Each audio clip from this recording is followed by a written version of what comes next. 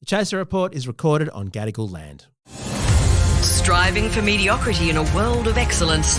This is the Chaser Report.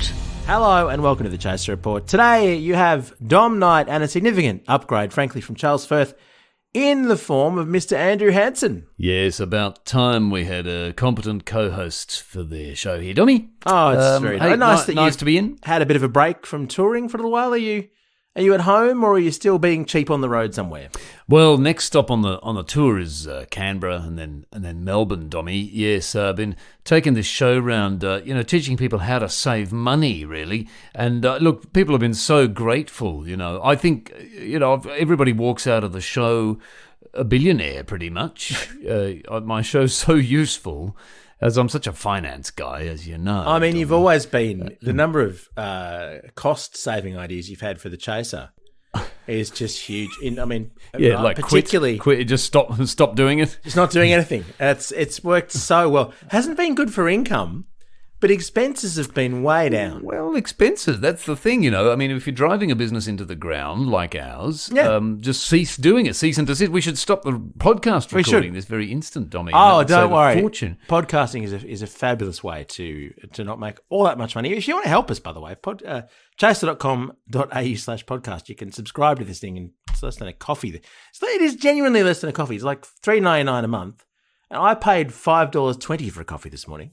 I've got to get a different habit. That's the sort of coffee, but I mean, Dommy, that's because you're a coffee snob, a coffee aristocrat. I've got to get back on the international roast. On the roast or the 7-Eleven, Dommy. It's perfectly fine. Good. It keeps you awake. Yeah. You don't need to drive yourself into the ground with these fluffy coffees. Oh, for me, it's lactose for me. Lactose hates me, and that makes every coffee cost double, basically. Oh, yeah, I know. Look, me too. I'm the same, but I don't drink coffee, but I do eat ice cream, and I know what you mean. I have to pay for all these fancy vegan ice creams and hide them from the people, because you get beaten up if you buy vegan food. It's not a tough thing to do. So let's talk about some news stories. We've actually got lots of people saving money, and they need to because interest rates have risen again this week. So today's podcast is all about saving money, practical tips, just so that life can be less expensive. So a lot of people are feeling the pain, those lucky bastards who own houses in the first place. What on earth? But that's their main source of income. You can't do that. That's their customers. I need to think this through a bit more carefully.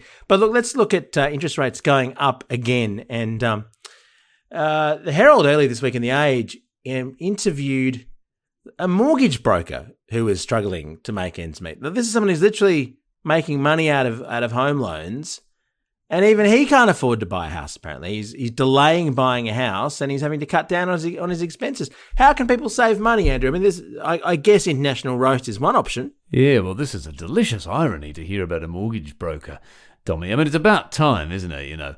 Those real estate people, those smug young guys in suits, all raking it in just by sort of standing there, really. I mean, we've had years and years and years where these people literally didn't have to do anything to earn a fortune. They just sort of stand in a house and go, come on in, take a look around, and then we'll sell it for twice what it was sold for last month.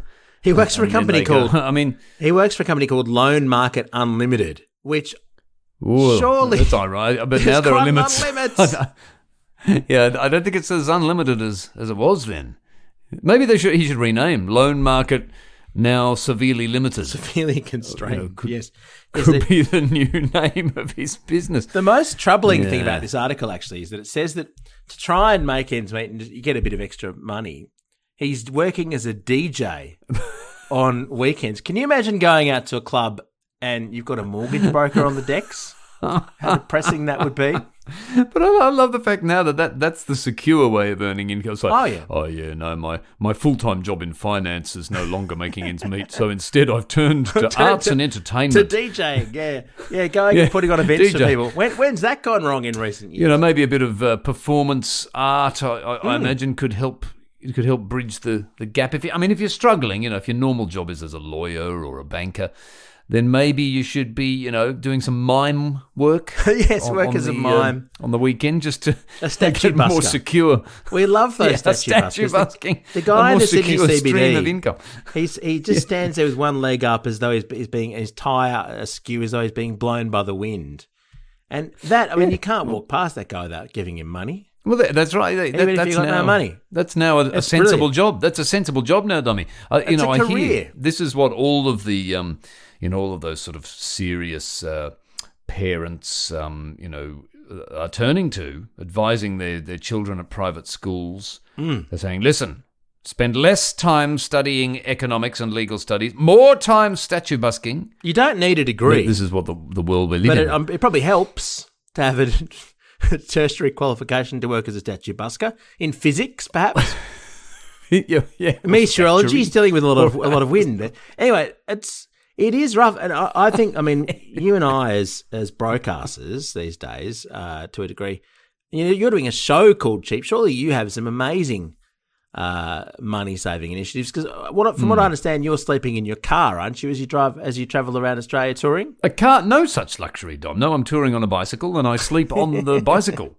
This is a very good way of saving money. How do you manage to drift off, or are you just so exhausted and run down by the crushing reality of life in 2023 that you just fall instantly asleep on the bicycle seat? That's what I do. I can either just perch myself on the seat. Sometimes I like to just lay down on the ground and use the bicycle as a blanket if it's a chilly night. Just put it on top of me. Yeah, because this is the touring life, Tommy. I've become a carny. Touring around these festivals. Carney, you have too. I'm essentially a carny doing the comedy festival circuit around Australia, sleeping under bicycles. I mean, if Chris Taylor were part of this conversation, he'd want you to sleep under penny farthings. Oh, yes, Chris is a big fan of penny farthings, yes. Or under a horse. I know Chris likes, he does love.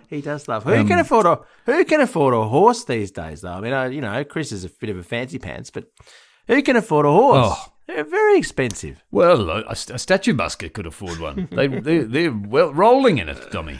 I mean, I don't want to be uncouth. I don't want to upset any listeners, but you can't tell me that people with horses haven't been eating them. I mean, there's a lot of nutrition on a horse. It'd be tempting now. Given the price of groceries, if you were like a teenage girl who owned a pony, yes, you'd probably be pretty tempted to just turn it into a burger, wouldn't you? Yeah, or kebabs. At this point. No, you would have eaten it. I think so. So what else can we do to save money? I can see, Dommy. Well, I think, Dommy, if you were a statue busker and wanted to, rake it in even more, I reckon you could rope the horse in as part of your act, couldn't you? Because one of my favourite types of statues are those ones that you see around cities. There's always some old general or a soldier on a horse. They're on a horseback, and that's an equestrian pose. Yes. Yeah. If you could just teach your horse to be very still, I think you could statue busk on a horse, and that way you wouldn't have to eat it. He could pay its way for once. He could be earning his income as part of your statue act, and as long as you don't get cancelled. I think a lot of those old soldiers on horses, they get cancelled. They've been torn down. You wouldn't want to get torn down midway through doing your act. That's right. Yes, you can imagine. There's a whole bunch of angry university students.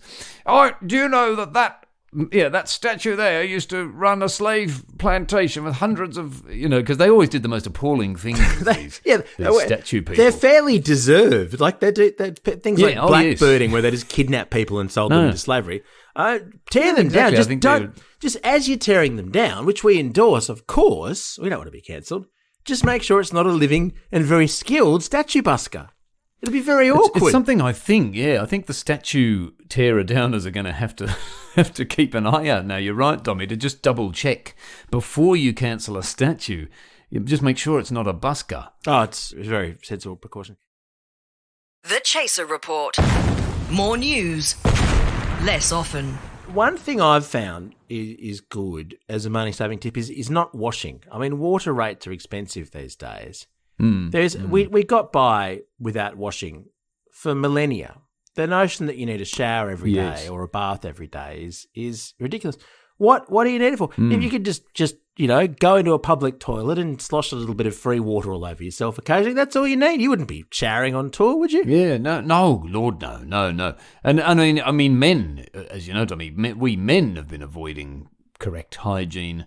Even to this present day, we're ahead of women on this. I think we know how to save money by not being hygienic, and it works a treat. Yeah, don't have to fork out for any of those fancy soaps or things like that. You could dispense with. I would move this into other areas, Dommy. I think we should stop washing dishes. Oh, absolutely. There's nothing wrong with a few leftovers on your plate the next day. Yeah, it's nutrition in many ways. You wouldn't put them in the fridge because fridges are a waste of money. But if you leave it out and have it the next day, what's the worst that's going to happen? If you get terribly sick, it means you don't have to spend any money on food that day. You save even more. Well, I'm with you. I'm with you, Dom. If you have gastro. And why would you? Well, you certainly don't need a fridge if you've got a pony in the backyard. You can just carve off a slice as needed. Absolutely. Look, it's very sensible. The other thing I recommend as a money saving tip, and personally, I was here years ago, and Andrew, you've got a ways to go, is baldness. I mean, I haven't spent money on a proper haircut in a very long time. Some people have spent $100 plus. Some people spend on haircuts. For me, it's never more than a pity $20 for a buzz cut. It takes them 3 minutes. But I think even that, I want to try and just do it myself. I buy a blunt razor, just do it myself. Save on 20 bucks. But Andrew, if you just manage to accelerate the rate of your balding, you'll save a mozza. How can I do this, Dom? How would you recommend that I become bald? Because I'm sort of cursed with a proper head of hair. It is quite expensive. Stress is good. Stress. I should just increase the levels of my stress. Well, yes. Okay. Well, I am stressed because I can no longer afford to pay for anything like everybody else. So we'll all be bald The soon. problem may take care of itself. I mean, genetics is a big part of it, which is kind of hard to do. I mean, if you do have a way of modifying your own genes, you can probably sell it and make money. So, but that's one. I mean, yeah. Other than that, exposure to radiation. I should just visit a nuclear reactor. Yes. Or aren't there chemicals you can take? If you took various medications that make your hair fall out, for sure. Oh yes, good idea. Yes, okay. That's a cost saving. Oh, but also clothes. I mean, a lot of money. I mean, it's been a long time since I spent much money on clothes, admittedly. But I think, do we really need more than, I don't know, one change of clothes in this world? I don't think we do.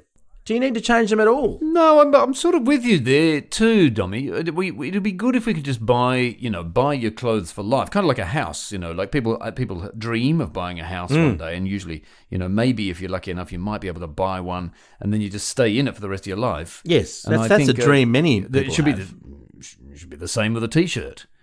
Absolutely, just buy one.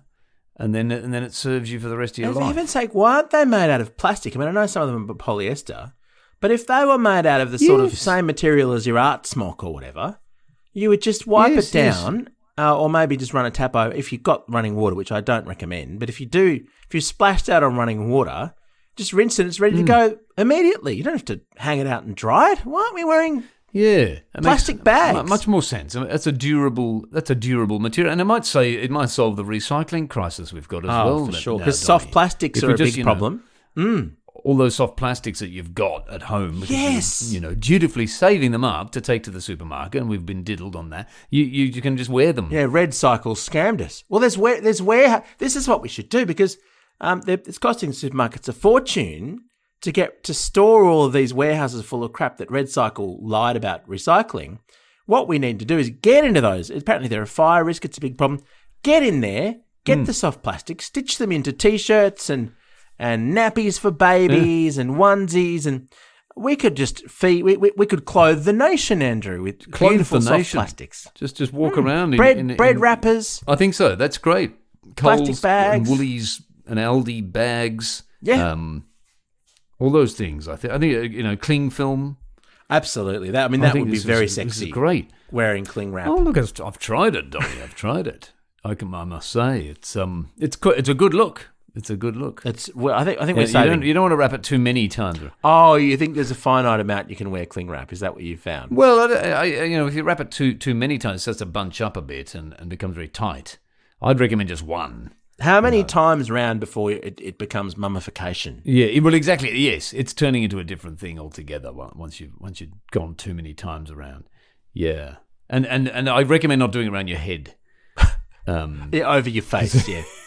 Yeah. Admittedly, it's just a little bit claustrophobic. Quite waterproof if you do wrap it a few times around your nose and mouth. Oh yes, absolutely. You're not going to get troubled by rain. You can go out in all weathers.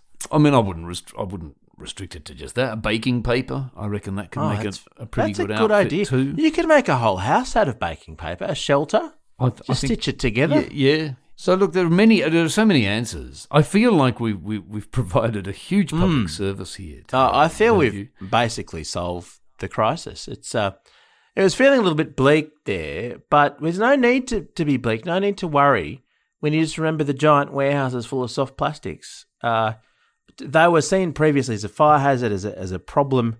Now we see them as a source of potential, Andrew. I feel encouraged by the conversation we've had. Yeah, well done, Dommy. Yeah, good news to us. So, all right. Well, look, our work is done. We can retire. You won't be able to afford to see Andrew Hansen is cheap at the forthcoming gigs, of course, but you can maybe go and sit near the venues where they're on and try and just listen, and just maybe you'll hear the faint sound of laughter and maybe a guitar or a piano. You can do that, actually. Yeah, if you want to come and sit outside. In that room, people are enjoying Andrew performing.